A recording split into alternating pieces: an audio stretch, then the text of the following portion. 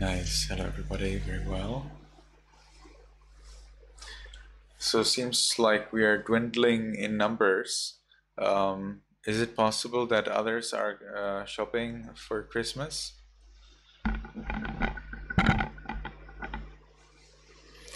All right.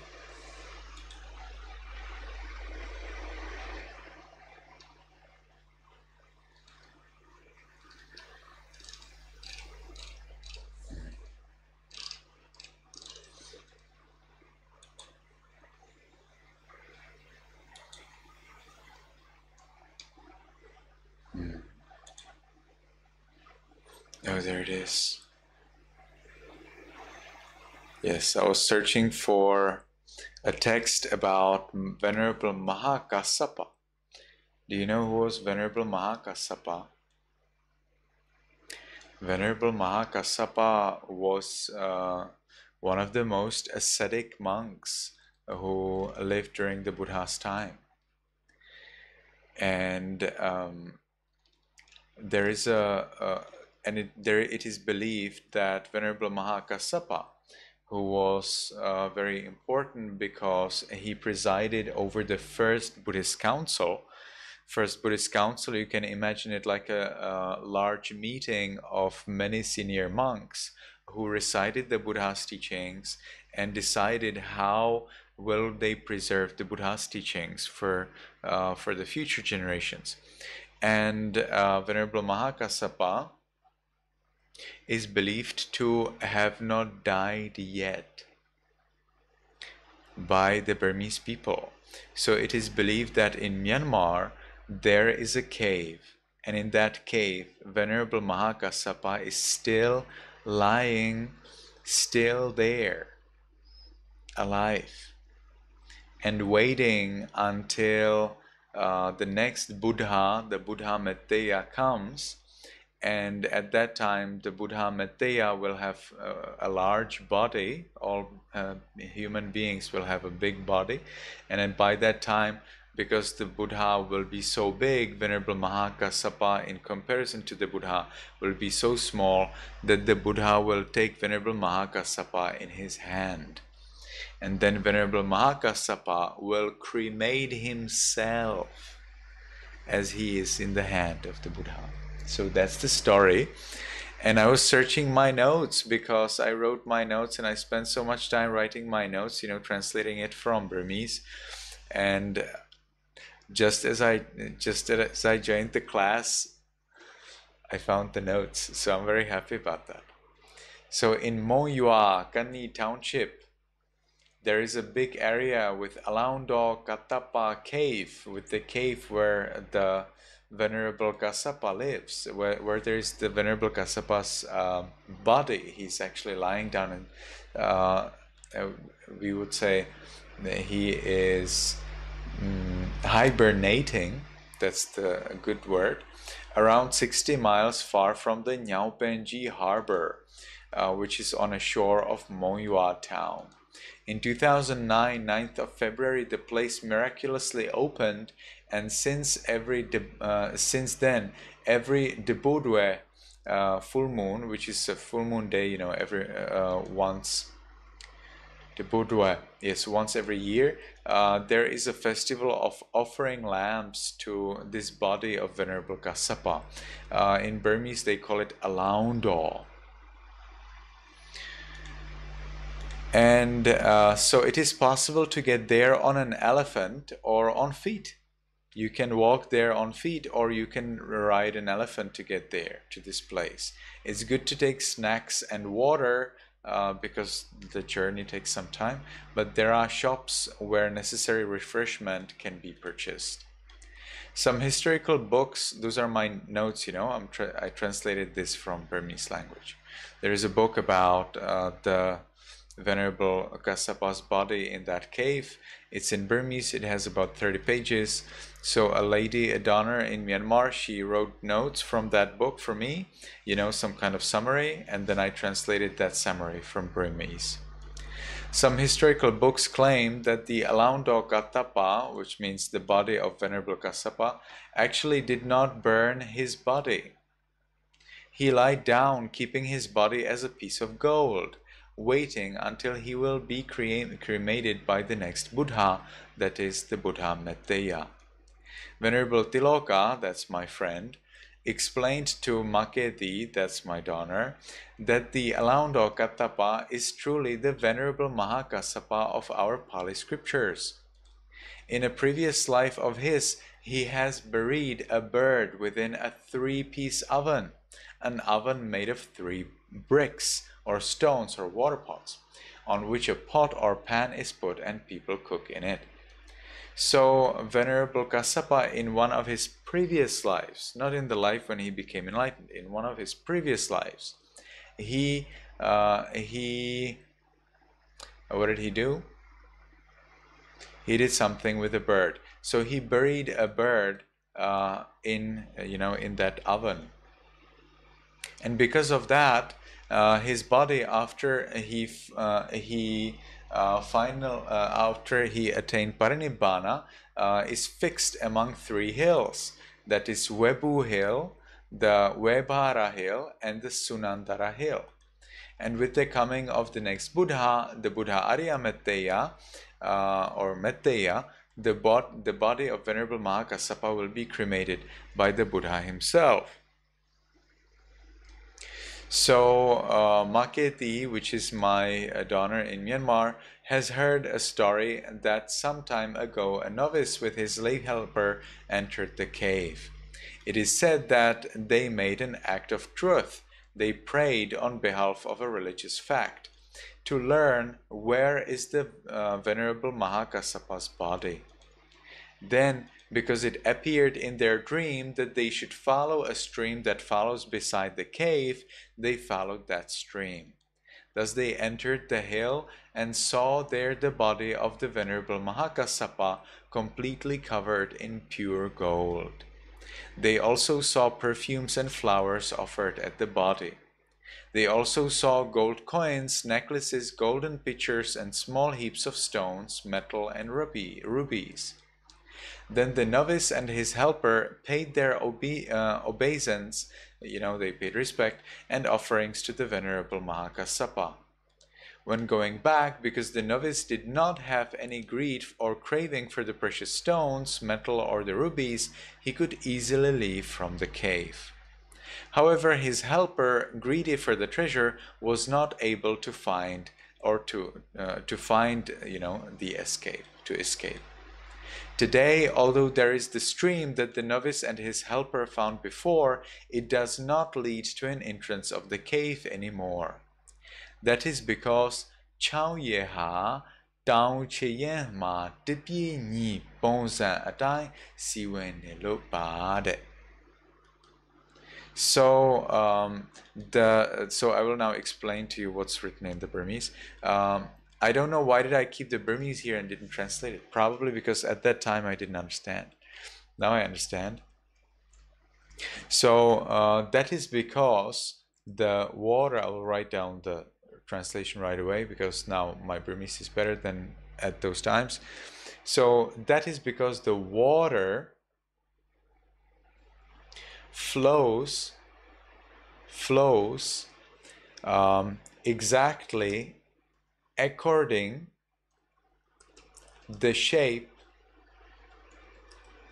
of the foothill.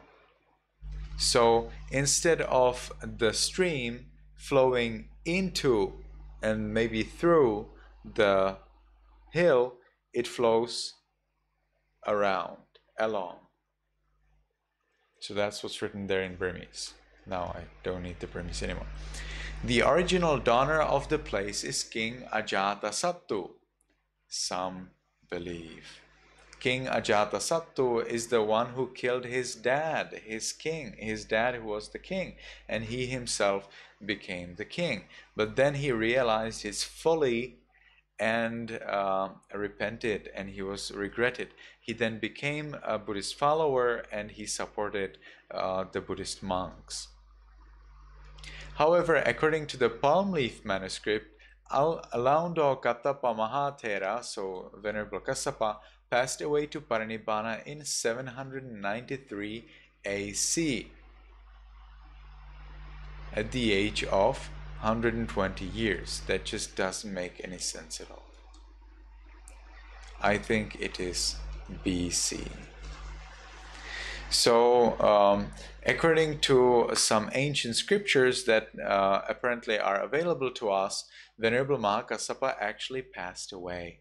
And he passed away in 793 BC, that is before Christ.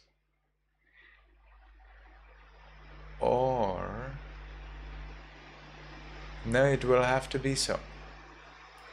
It will have to be so. Myanmar era. AC.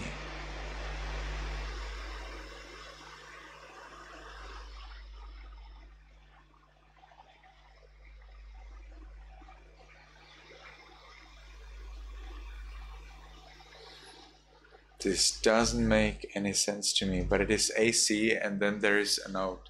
So the original donor of the place, that means of the place where the Venerable Kassapa's body should be,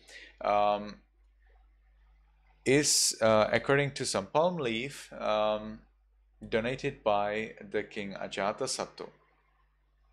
So indeed, AC was right. 793 AC after Christ. That is 154 of the Myanmar era. So at that time, however, Venerable Maha Kassapa would be 120 years old. So that means that he cannot be the Venerable Maha Kassapa of the Buddha's time. So this means this would mean that we are here talking about a different Venerable Kassapa, because the Venerable Kassapa from our Pali scriptures lived at the same time as the Buddha, that is around 6th century BC. So it doesn't make any sense. How could he be 120 years old in 793 after Christ if he lived during the Buddha's time in the 6th century before Christ? So that totally doesn't make any sense. The only explanation would be that we are talking here about different Venerable Maha Kassapa. Okay, so now another note about the cave in Myanmar. There is also a Buddha's footprint in the area. No more detail about that. A number of people who offer money at the Alaundo Kassapa area, if they do chanting and Buddhist religious rituals wishing to have that money back, surprisingly find out that they have their money back. So they probably throw some money into the stream or close by to the cave, and then they find out the money in their pocket.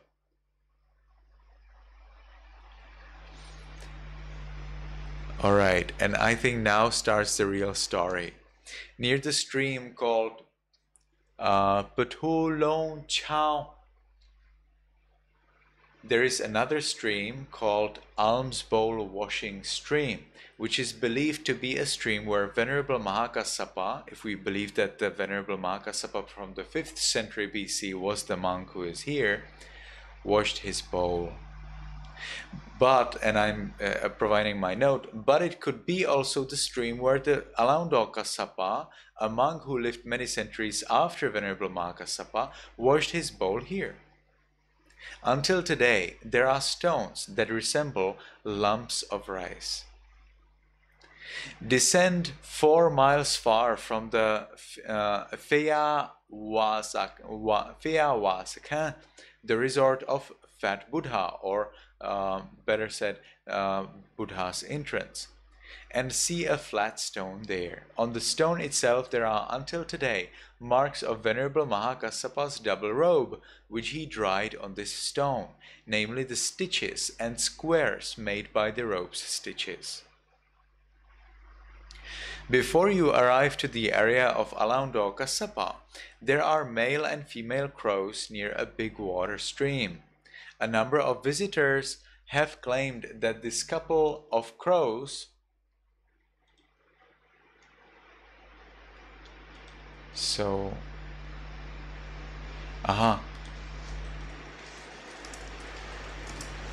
before you arrive to the area of Maha Kassapa, there is a couple of male and female crows near a big water stream. A number of visitors have claimed that this couple of crows showed them the right way to go. Oh, and now it starts, but it's short. Maha Kassapa. Maketi Hlein's notes from the book Interesting Things About the Body of Venerable Maha Kassapa. Alaundo Shim Maha Kassapa Ajao Tekauzaya by Uphu Okata Pshawedu. So Uphu is his name, Okata means the chief person, Pshawedu is the one who publishes the book. Alright, location, Sagai Division, Monywar region, Gani Township. The place of the Ashin Maha Kassapa hill is about 50 miles far from the Powen Dam, or rather Powen Dam, which is a name of a hill. But the path is continuous, hence the travel can be accomplished within a single day. So if you want to go there, one day you need to dedicate for this travel. There are pagodas with the relics of the Buddha and Buddha's images in the site. The story of a previous life of the Maha Kassapa goes that there was a monk and his student novice. The novice killed or beat a crow when the teacher was out on a trip. And then when the novice saw his teacher coming back, he hid the crow, covering and pressing it inside a cooking iron tripod.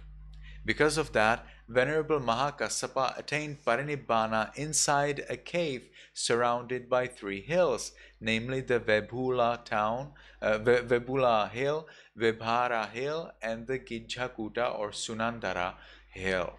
In the future, the Buddha Arya Metteya is supposed to take the body of Maha Kassapa on his palm and cremate him by the fire element. So what I have read might be very confusing to you. It makes sense to me, so I will explain it to you. So what happened in brief? Venerable Maha Kassapa, in one of his lives, long ago, beat a crow, and the crow died. Then he took that crow and burned the crow in a little oven made of a few bricks or a few stones. Then, because he did that, this was a bad deed. He beat a crow, and then he hid that crow from his teacher, from a monk. Then, in a future life, he became the great Venerable Maha Kassapa.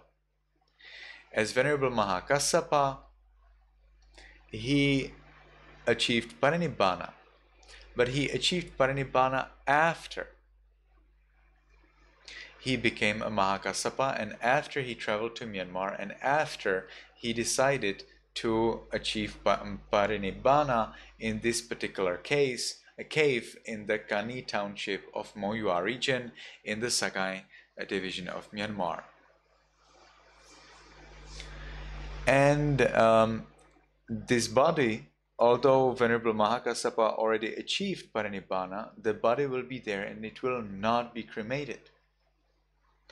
That is understood as being stuck.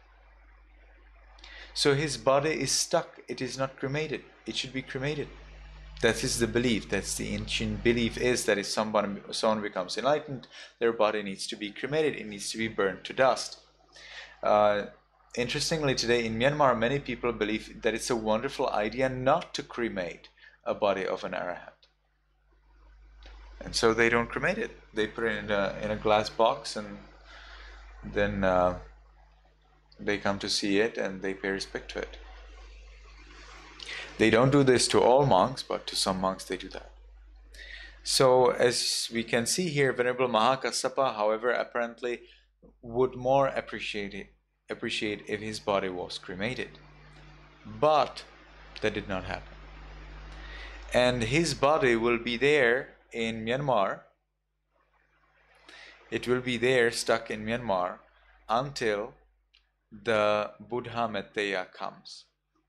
And the Buddha Metteyya then, when he comes, he will cremate the Venerable Maha Kassapa's body. And thus, the Parinibbana of Venerable Maha Kassapa, probably that Parinibbana is finished. It's just that the body is not cremated. So it's like, it's not complete. You know, it's like 99.99% complete, but a little bit more is missing. The body is not cremated. Why is there this idea that all of the bodies must be cremated? I don't know. But in Myanmar, there is the belief that sometimes it's a good idea not to cremate the body. Why? That I don't know either. They want to show that, probably they want to show that the monk really became an arahant. So they put him in a glass box and show everyone, do you see, even after many years, the body did not decay. Be careful. Because in Christianity they do that too. And the Christian saints also do not decay, even though they never meditated Buddhist practice. So what to speak about their enlightenment? They cannot be enlightened if they did not follow the Eightfold Noble Path. And still, their bodies do not decay, even after hundreds of years. Imagine a dead body for like 700 years. And it still did not decay. You can still recognize the person. So, be careful. If you come to Myanmar, maybe your parents or your friends in Myanmar, they would like to take you to a body of an undecaying arahant. Again, be careful, because the same thing we can see among Christians, among Christian saints. Who's a Christian saint?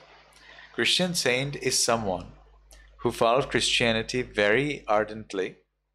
They died, and then lay people came up to an altar or to a statue of a Jesus or whatever, and they prayed for health or for wealth through the support of that person, of that Christian who died. For example, let's say that Mr. Black is a Christian. He's a very devout Christian.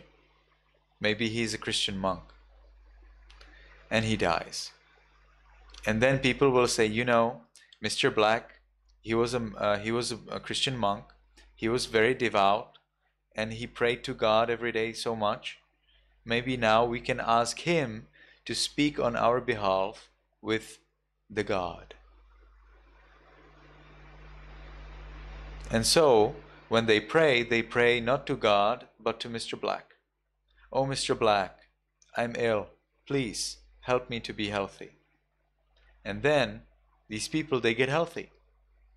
Right after they prayed to Mr. Black. And no doctor, nobody can ever explain how did these people become healthy. And so this story is then given to Vatican. You probably have heard of that. The center of Christianity in Europe, in India. And then in Vatican, the great Christian leaders, they discuss, could this disease really be healed through the help of Mr. Black? Or is it just an illusion of the person? And then if they find out that this was truly a miracle and that it could not happen in any other way, then they say Mr. Black was a saint. So this is how you get someone saint in Christianity.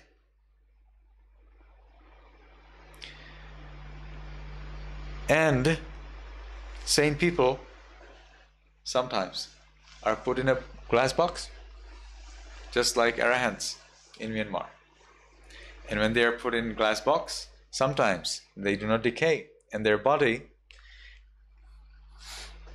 doesn't lose much of its shape even after a long time. So if someone shows you an arahant, be careful, because his body might not be decaying for another reason. Maybe because in the glass box, the body is well insulated from all bacteria and from heat. And therefore, because there is no bacteria growing in the body, then the body does not decay. Decay, what is decay? Decay is when the bacteria start to eat the thing and they leave their feces, their excrement. And the decay, that what you see as decayed, is actually the excrement of the bacteria. That is decay. That is how things become the ground. Whatever is the ground, the soil, those are just excrements. That's the poop of bacteria. And then from that poop, which we call soil, grow flowers. And that's what we then eat. So when something decays, it's because bacteria attacked it and devour it. Now, because most of these glass boxes are well insulated, there is no way for the bacteria to come. The bacteria come through air. So if there is no access to the bacteria, well, then the body cannot decay. And that's the modern explanation on how this actually happens. So it would be more interesting if the body was not put in a glass box. But then that would not be deemed respectful. If he passed away, then let's put him in a glass box so he is protected from the external influences. But then again, we will not know whether he doesn't decay because he's an arahant or because bacteria cannot find, way to the body. So whenever you hear about a miracle, be careful. Probably it is not a miracle. There are miracles, and I believe in miracles. But I'm very skeptical, because being skeptical is always safer. When I am skeptical, I will not share nonsense with other people, and then when it is found out that it was actually not a mystery, that it was something else, well, then I would be the stupid one who believed in nonsense, right? And also others would not trust me as a reliable source of information. So it is always better for us to be super, super, super skeptical and just check everything and not believe anything. It is not possible, but we try. We try to check everything. We try not to believe anything. And therefore, we gain trust from others, because they will see that they will not learn from us an information about which we are not 100%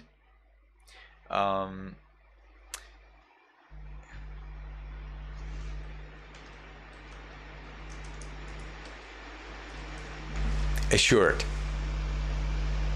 So first you need to assure yourself through evidence. You study, you check, you ask, you discuss, you examine, you analyze, and gradually you come to your conclusion whether that what you have heard or that what you're dealing with, whether it is really true or whether it's a hoax. All right, so that's a lot about Buddhism today, without meditation, before meditation. But before we get to meditation, I would like to ask you if you have any questions. Now, I have said a lot of interesting things, and you may have some questions, so I'm curious to know them. Yes, Jake? know the person who wasn't cremated? Excuse me? Pardon? What was the question? Can you please repeat it? You know that person who didn't get cremated? You're asking. Cremated because they got a crow. You're asking. So I totally don't understand the question. Please explain. So you asked me whether I know someone who is not cremated? Uh-huh. You were talking about that person whose body is like in a mountain. Okay, yes, Venerable Kassapa, yes. Yeah. Did he not get cremated because he killed a crow? That's right. He will be cremated in the hand of Venerable of the Buddha Metteyya. So the body is waiting until the Buddha Metteyya arises in the world and takes Venerable Maha Kassapa's body in his hand and cremates Venerable Maha Kassapa's body by his psychic power.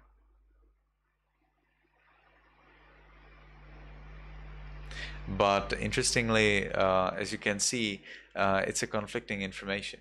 So if this is Venerable Maha Kassapa from the 8th century after Christ, then it cannot be the Venerable Maha Kassapa of the Buddha's time.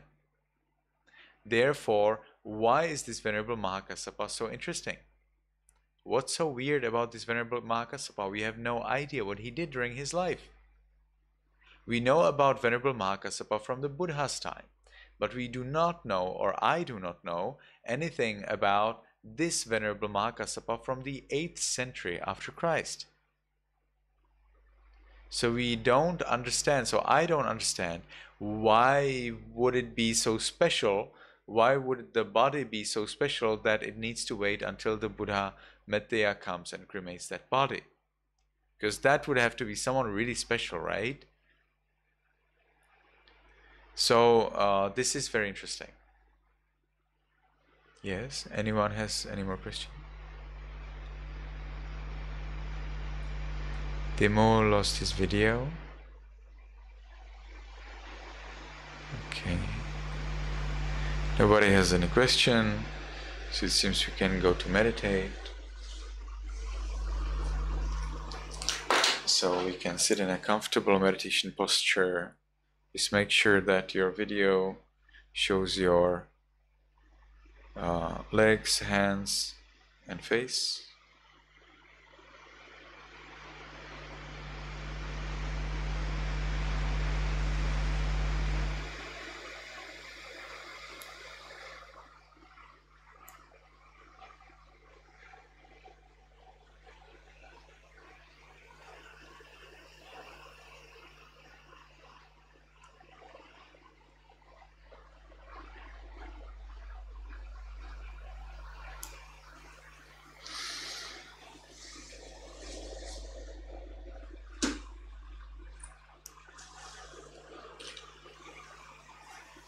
Okay, looks good.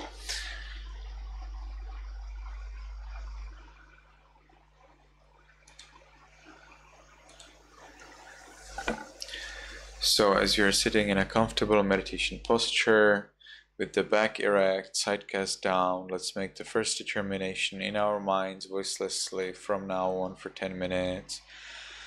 I will meditate on muscles and radiate loving kindness without any movement. From now on for 10 minutes, I will meditate on muscles and radiate loving kindness without any movement.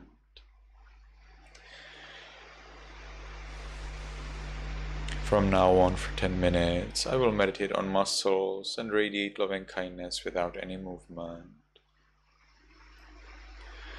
And with that determination, we can gently, lovingly notice the flat piece of flesh at the top of the head. We allow it to be heavy.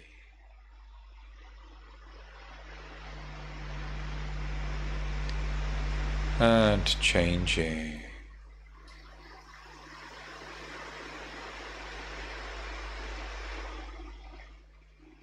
We continue in this manner to the forehead, eyes, nose,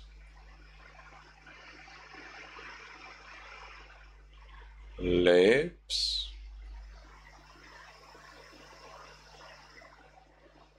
chin, cheeks, ears, back of the head, and we allow all of the muscles and flesh throughout the head to be heavy.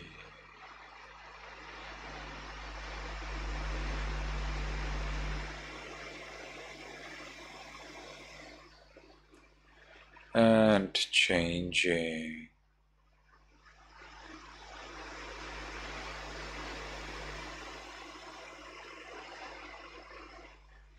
We continue to the neck, shoulders, arms, elbows, forearms, wrists, palms, fingers, tips of fingers, chest, abdomen, back, and we allow all of the muscles and flesh throughout the upper part of the body to be heavy and changing.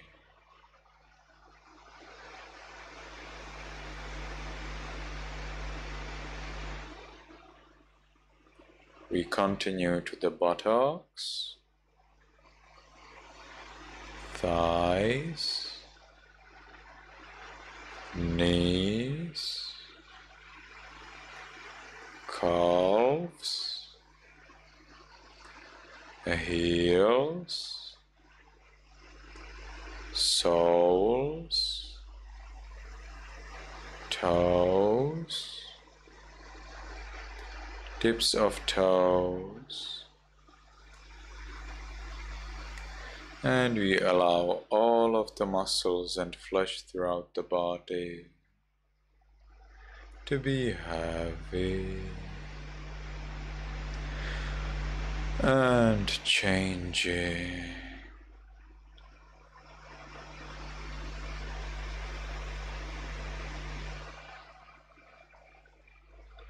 And as we gave the freedom to the body to be the way it is, we ourselves achieve freedom from worry about the body.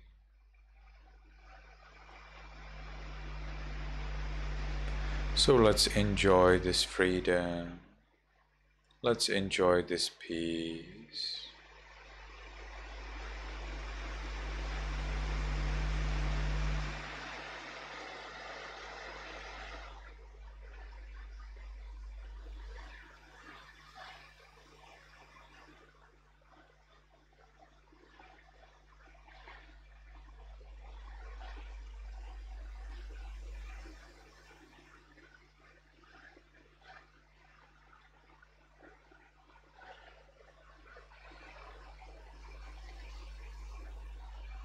So now, as we have grown our peace, we can share it with other living beings.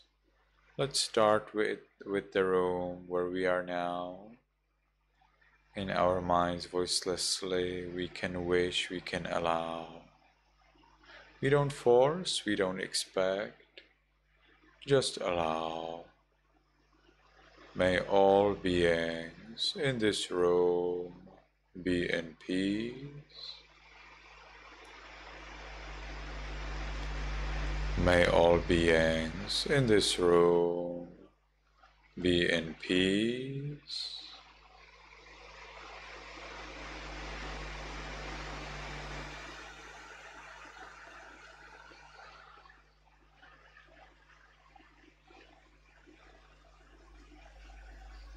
And we gradually expand our thought of loving kindness.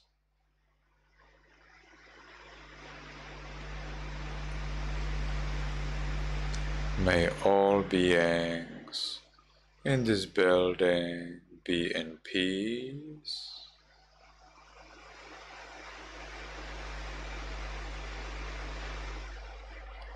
May all beings in this city or village be in peace.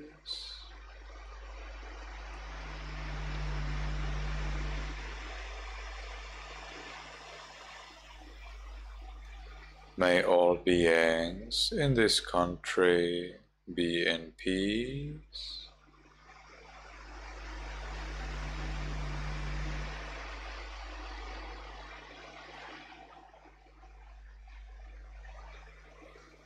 May all beings on this continent be in peace.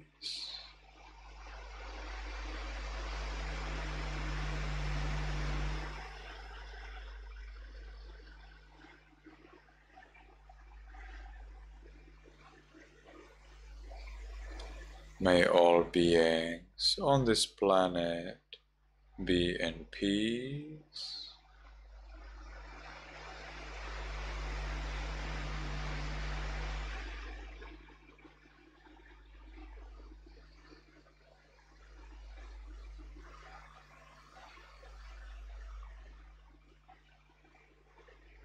May all beings, including me, be in peace.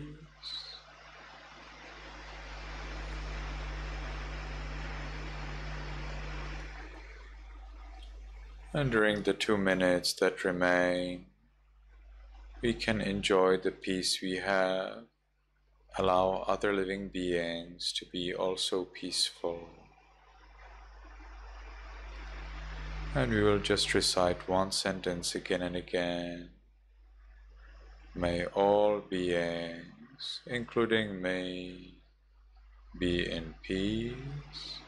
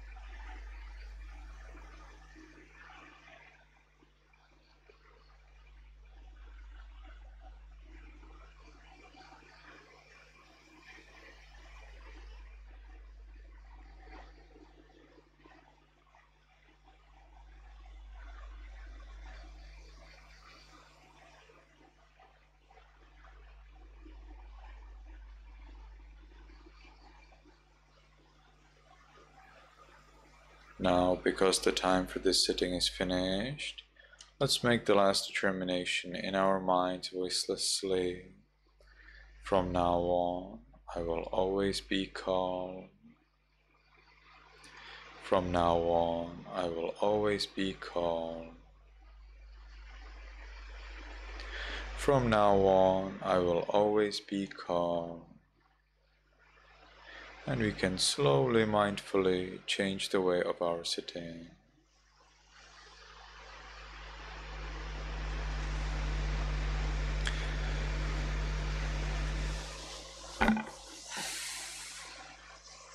So today we are not catching up the recitation because we need to read the notes from the book, but there's the recitation next week. And let's look at the notes from the book. So, Sandy, did you read the 10 pages?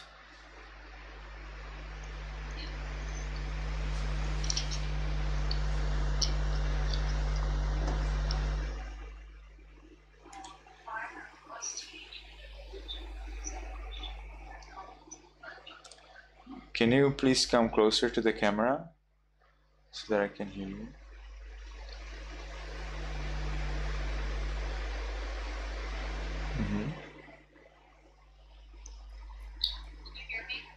A little, please speak loudly. Fire of lust, hatred, and delusion is extinguished. Then only is the heart truly happy. Superb. Thank you very much. Jay?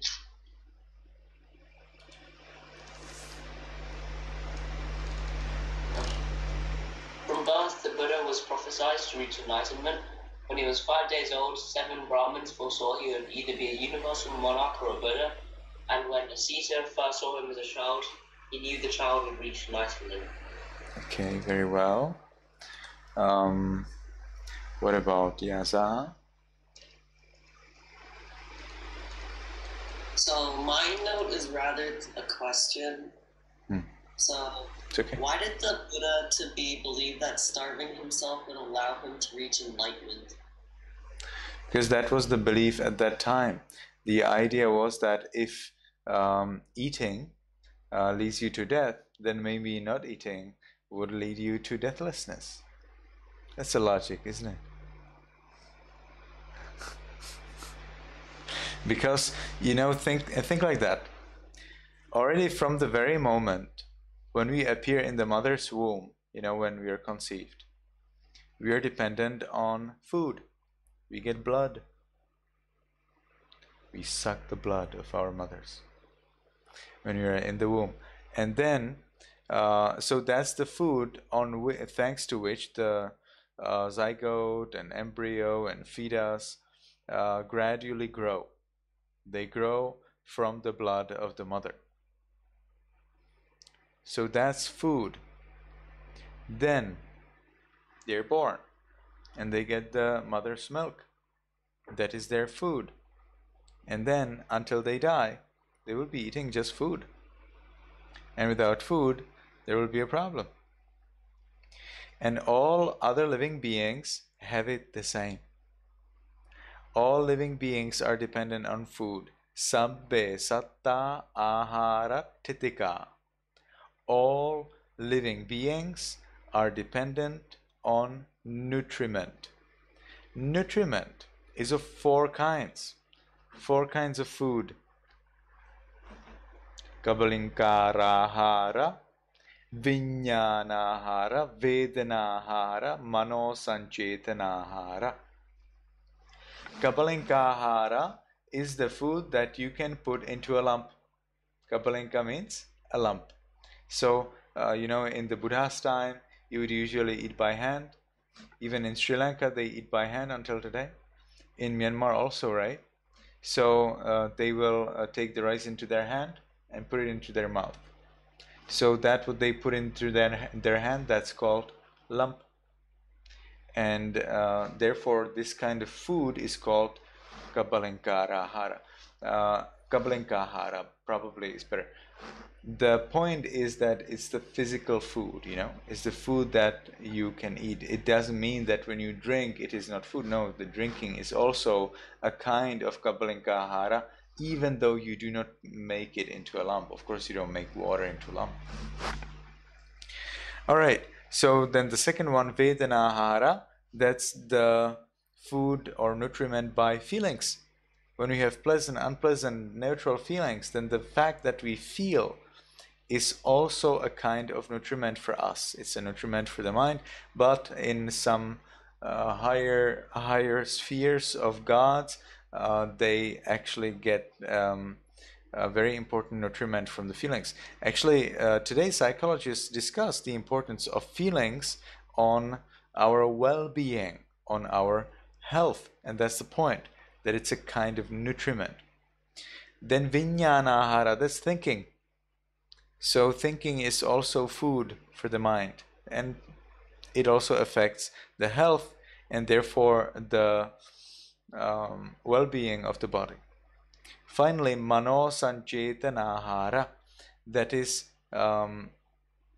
pondering. So vijnanahara is rather than thinking, it's more like knowing, that like seeing, hearing, smelling, tasting, touching, thinking, those 6 things of like contact with objects outside, that is the very contact and the arising consciousness based on that is a kind of food. But then we have separate food, mano sanchetanika ahara, which is thinking, pondering,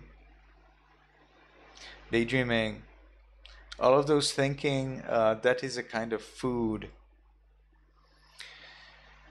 And so the idea is that if all of the beings have to be born again and again and again and again, and in that process all of those beings are dependent on food, then what about to remove food? If there is no food, wouldn't that mean that the beings get free from the rebirth? Well, you would say, but they die, right? Well, that's true, but that's the problem of this logic. That it removes food, but it forgets that without food you die and you're born again anyway. So it's an empty logic. But in the Buddha's time, it was believed that not eating, not because you would be poor or because you would be lazy to cook, but because you give up. You give up craving. You give up greed. You give up hatred. So it was believed that through this giving up, you can get free from rebirth, from another bodies that are dependent on food. But the Buddha found out that it doesn't work. So the Buddha resumed to eat. So that's my question. Yaza, is that clear? Is it clear? Good. Max, do you have your note? Can you please read it for us?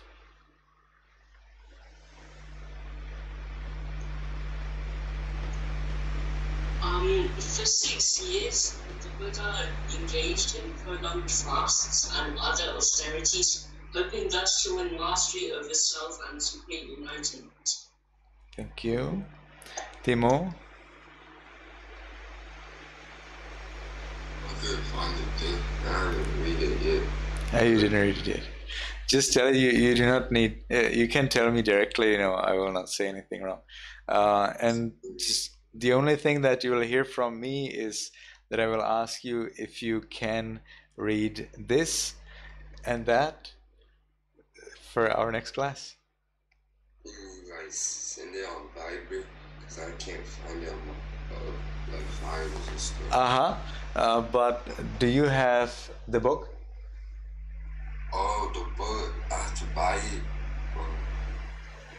No, you cannot buy the book. The book is for free and it probably is nowhere available to buy. You need to read the electronic version. Do you have the electronic version? Yeah, I did download it, but I can't find it. You download it and cannot find it, so I'll give it to you again.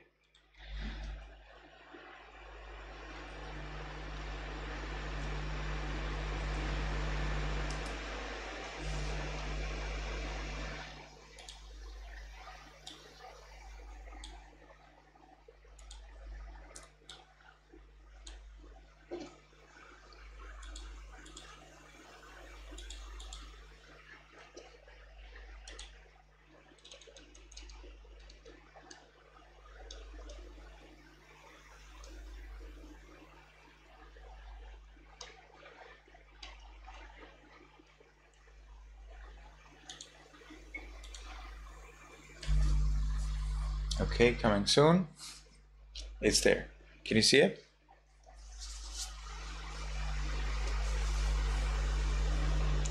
So please download it. Make sure you can see it.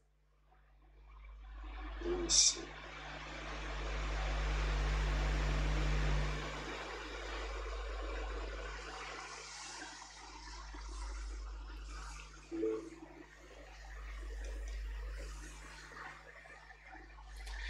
So for next week, let's read another 10 pages. I'm very busy these days, but I think I can make everything. If we just take 10 pages, I think I can do it. So let's take 10 pages until the next week. I want to ask if any one of you here uses Evernote or OneNote for your notes. So Yaza, how do you write your notes? Do you use Evernote or OneNote? I just write them down in text edit. In text, I see. What about Jake?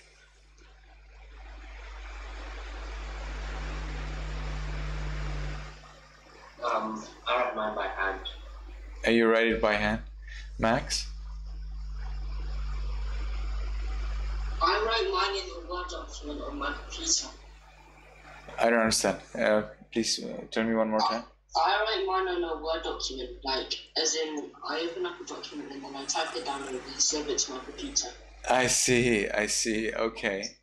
And Sandy? I write it on paper. You write it on paper, I see. And Timo? Alright, mine is in like a document. Where? Like a document or like a notebook. Like in the computer, right? The Google Doc.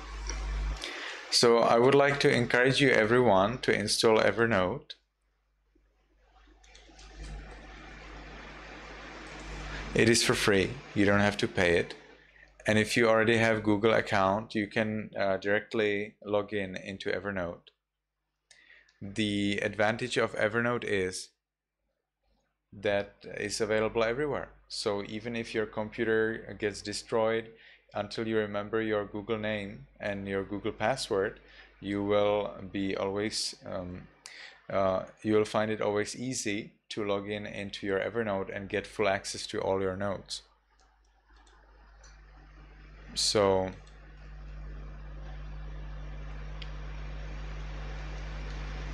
I'm sending you the link to Evernote, and I would like to encourage you everyone to install Evernote. Maybe you will not like it. In that case, there is Microsoft OneNote.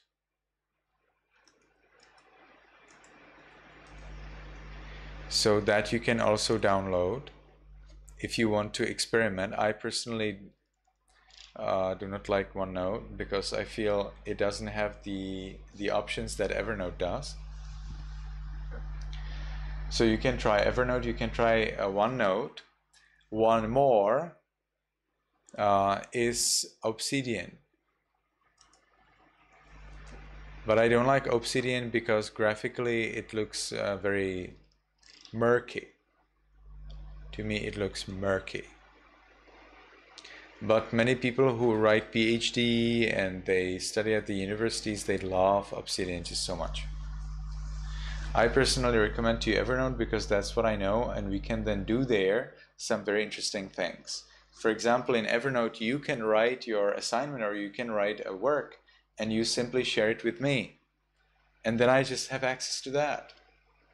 And then when you change there something, I will just see that change in that software. So I think that's pretty good. And you can do that with others. If you have a homework on which the teacher asked you to work, in a group, you can easily join and work on it. You can use Google Docs, but Google Docs, is fine if you have like 10, 20, 50, 100 documents. As soon as you go into thousands, Google Docs is messy. Well, whereas Evernote allows you to maintain structure in whatever you write, in whatever you collect. Obsidian helps with structure very much. That's why university students love it so much. But I personally feel that Obsidian is lacking some features that Evernote has. So even though I'm very careful to keep structure in all of the things that I do, of course I'm not always successful, but I try. For me, Evernote is much more, much nicer and much skillful than Obsidian. OneNote is pretty good. Many people move from Evernote to OneNote. But I feel that Evernote is better because it has a feature of downloading websites, and OneNote does not have that feature. And Evernote's feature to download websites is amazing. Just see a beautiful website that you cannot print out. It just doesn't work. That printing just doesn't work. But you have Evernote and you just move it into Evernote and it's just there. It's beautiful exactly the way you want. And I love it about Evernote. So for me, Evernote is the choice. So you all can try out, and I would like to see that all of you have one of these three or any other alternative for writing notes in your computer next time. Because now what's coming is that as you're going to collect a lot of notes about Buddhism, you will probably like to share them with others, because you will argue about something. They will say, but Buddhism is like this, and you'll say, no, it's not. And they'll say, where did you read it? And you can say, exactly here. And you need to have this opportunity to find your notes immediately, so that when others tell you nonsense about Buddhism, you can immediately show them, you see, this is the book of the Pali scriptures, this is the original scriptures, this is the reference to the original Buddha's word, and it says the opposite of what you are saying. So that there is no arguing, and the people always have trust in you, whatever you tell them. And it's not about Buddhism only, you know, like you can write your notes from school in Evernote. You can write there your passwords and your private information, although probably this is not as safe as you may expect, but I do that. I have all of my passwords I have there, and it's a lot. So that's Evernote. Evernote can allow you to write a lot of notes and keep them nicely structured and easily available. So then when you search something, you will find it. All right, so until the next time, I wish that you have at least one way how to write notes online, so that they are online. If your computer gets lost, or if you travel somewhere, you do not take your computer, you need to have access to your notes, to your Buddhist notes. And for that, you need to use a service that provides that. All the Evernote and OneNote will sync. They will synchronize with online. So then wherever you go, if you know your Google password, you can just join into Evernote website, and you can read your notes not only in the application in Windows, but you can just go to the website of Evernote and open up your notes in the website alone. So you can then access your notes wherever you are, from the phone, from a computer, iPad, iPod, wherever you go. You just know your name, password in Google, and that's all you need. OneNote does the same. Obsidian does not. Obsidian is offline. So as far as I know, Obsidian will not allow you to sync online. Maybe it will, but I'm not aware of that. All right, so that's all from me for today. It was a pleasure to see you, everyone. And I hope that you will find it interesting to write down your notes. I would love to have my notes, you know, from the time when I was a teenager and studied at the Catholic high school where I studied. I have zero of that. No notes from school. All totally gone. I have received my old papers and, you know, things from my dad when I visited home in the Czech Republic a few months ago, and zero. No notes from school. I would love to read them. It's my memory. That's what shaped my understanding of the world. Zero now. I have no access to those notes. So I wish that it does not happen to you, and that you have your school notes also available online in your account. And so later, if you want to check what did you actually learn when you were following at school, then you can easily find it.